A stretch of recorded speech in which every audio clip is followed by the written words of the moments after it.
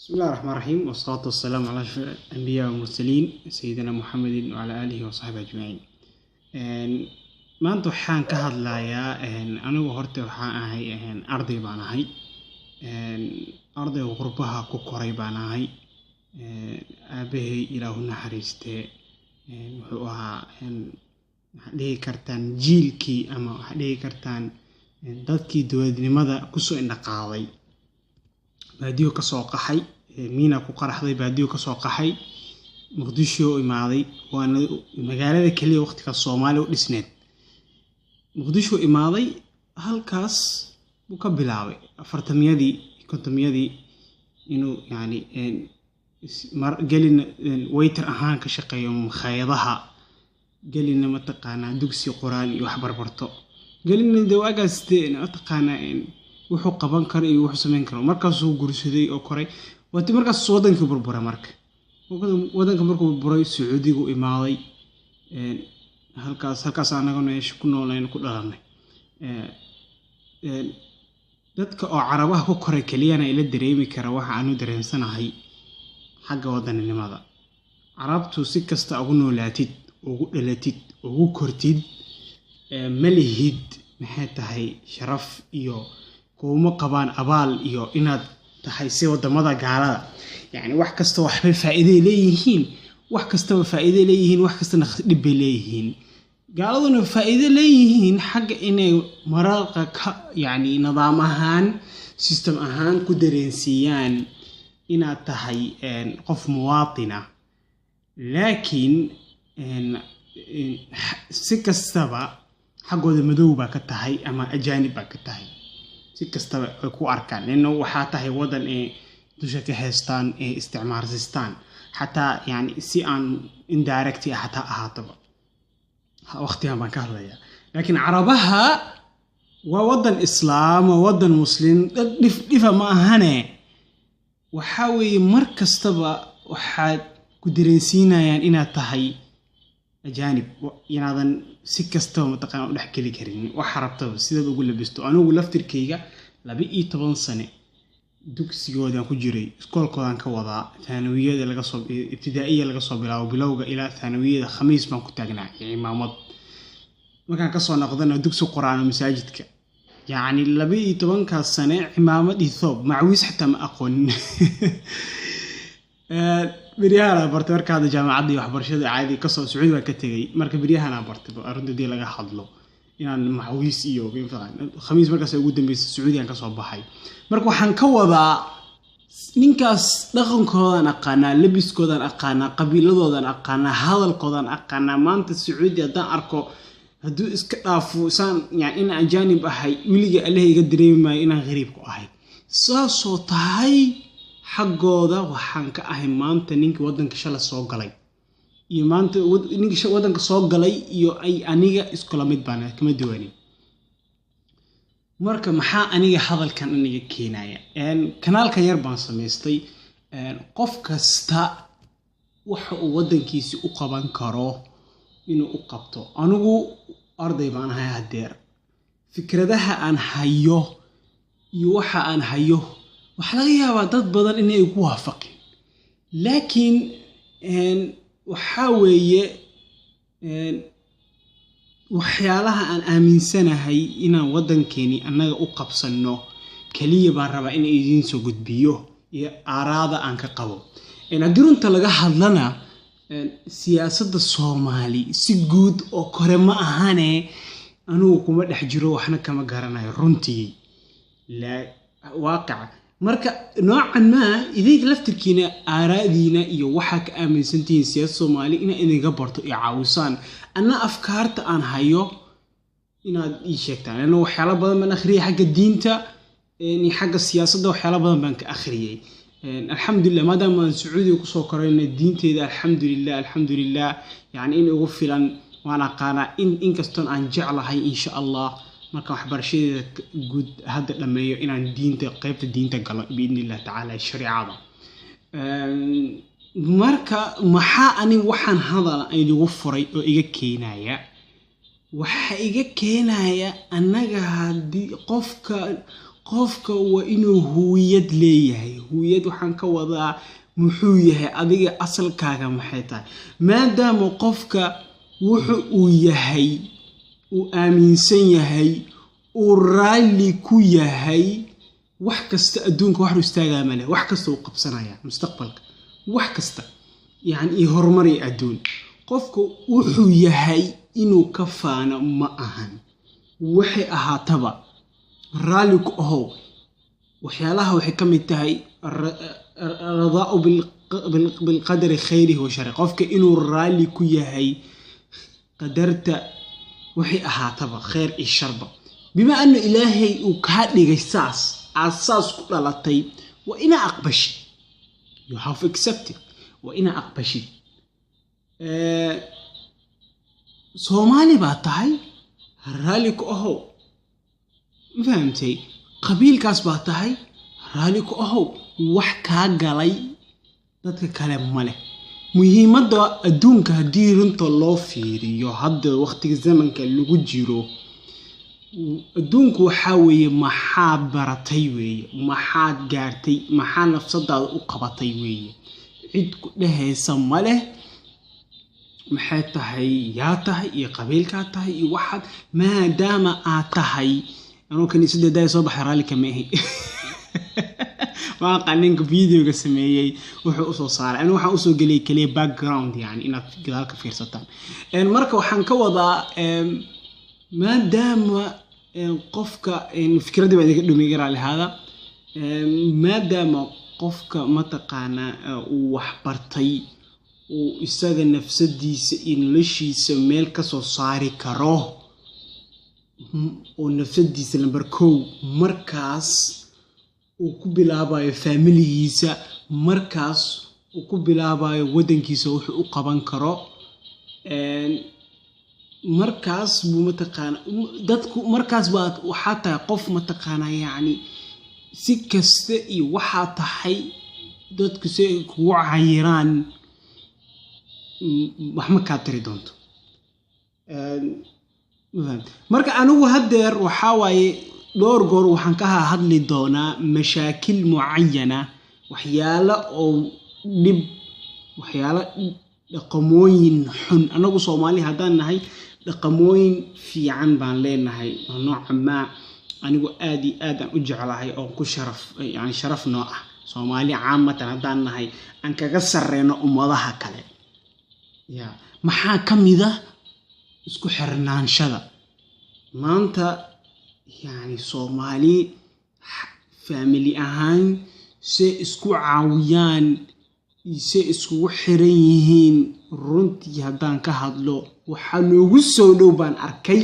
Hindida. laakiin sida kale subhanallah islaamnimo iyo raximnimo Soomaalida waa dad ma sha Allah tabarakallah dad reerahooda iyo familiyashooda jecel. runtii hadii laga hadlo waana dad is jecel. even saaso tahay in Soomaali aqoonin mararka qaarkood yani si ku tusan yani mararka qaar laga ma yaabo inuu nin Soomaaliya mataqaana si direct la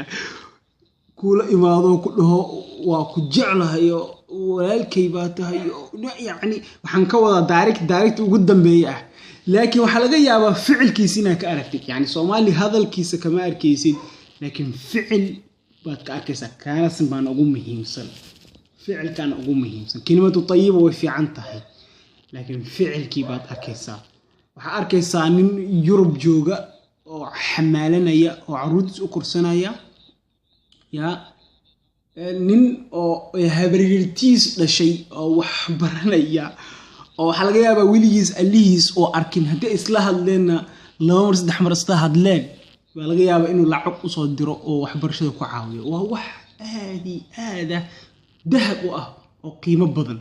oo aad u fiican. waa dhaqan aad u fiican. dhaqamadaas camal baan ka wadaa. waxyaalaha kamid ah kale yani dhaqamooyin kalena baajiro aad u si fiican. marka taas mush laazim inaan ka hadlo, khasab ma aha. waa wax fiican in la sii xoojiyo kaliya ma ahane. waxyaalaha kale aan ka hadlayno waxa kamid ah raba inaan ka hadlo khaasatan dhaqamooyinka qaarkood hadeer wadankeeni soo galay oo lagu bilaabay markan kelmadda aan leeyahay waan lagu bilaabay waan lagu bilaabay yani idinku dadku badana ma dareensana dagaal baa lagu socdaa Soomaali kaliya kuma socdo shacab kasto ku socda adduunka oo huwiyad leh anaguna dan Soomaalina huwiyad baan leenahay fahamtid dagaal baa lagu socdaa dagaal waliba cajiiba dagaalkaasna waa dagaal in la bedelo qofka in laga saaro Soomaalinimadiisa maxaa adiga maanta Soomaali ka dhigaya in laga saaro in laga bedelo dagaalkaas number 2 wuxuu ku bilaabmayna haweenka way isweydiinaysaa way haweenka ugu bilaabmay لأنه إقرأ لهذا مرة قرقد حلقة يابا إن كلمة عربة أد استعماله لكن أسكت ديا إن الصومالي قات كيستو بما أنه عرب أنا هاي عرب بانكو كوري عرب هاي بان هاي وحنك وضع عرب بانكو ليش ولي قال لي عرب بانكو جري لكن أنا وكو فرح صنا هاي إن الصومالي هاي الرجال نواكو أخي الحمد لله يعني آدي بقو فرح صنا هاي وحنك وضع gabdhaha iyo haweenka dagaalku muxuu ugu bilaabmay iyagu لانه waxa la dhaho carabi labinatul mujtamac yani waxay ka wadaan guri markii la dhisaayo soo mataqana bulkeeti lambar 1 lambar 2 lambar 3 lambar 4 kullu ilaan door bulkeeti ba isku keenaysa badan boqolaal guri ba ku dhismaya soo ma ahan bulkeetiga haduu nooc quality xun yahay nooc xun haduu yahay oo fiicneen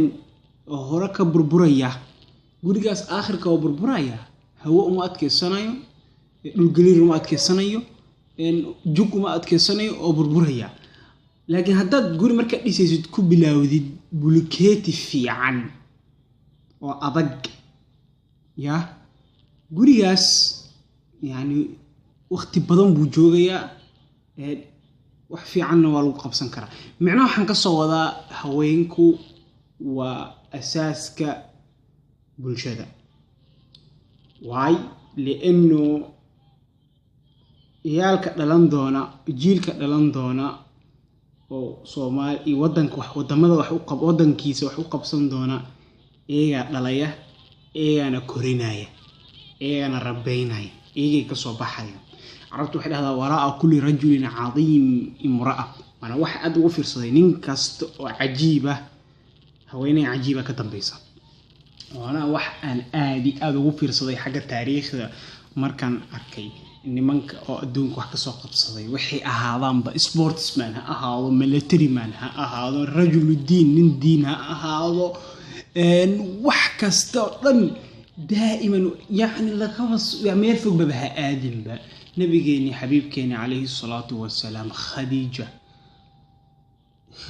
نمبر 2 أسبابت أكون نجاح الدعوة وحيد خديجة مرقصص اقرأ وسودغي عليه الصلاة والسلام صغر نحسن ويمد نيد أدجسي تري إلهي سبحانه وتعالى كم أمني ونين عجيبة باطاي رحمك وعاوسا فقيرك وعاوسا قفك مسكينك وعاوسا سبحان الله بيتري وحاني وغاندنا وحو يحي وانا وح خير سبحان الله كلمه ديدي waa صاحبي ay waxa kama soo dabeen marka waxaan ka soo wadaa haweeneygu lambar 2 waa qofka dagaalka lagu bilaabay marka waxaan ka wadaa waxa hadalkan iga keenaya oo saadii leeyahay waxyaalo badan baan hadda Facebook iyo Instagram iyo Twitter dhaxwareegaya dhaqamooyin xushmad la'aan ah oo laga naxo baan ku arkay hadii runta laga hadlo cidna ma yaraysato ma fahamtay cidna ma yar dhalinyaradu wiilashuna ma yaraystaan haweeneyga gabdhuhuna ma yaraystaan taas laga ma hadlo taas mawduucinu ma ahan laakiin yaa adag oo khatar adag waxaweye haweeneygu waay leenu soo idin sheegay waa asaaska ilmihi waddanka dhisi lahaa mustaqbalka kori lahaa qofta ka imanayaan dhaqamooyin badan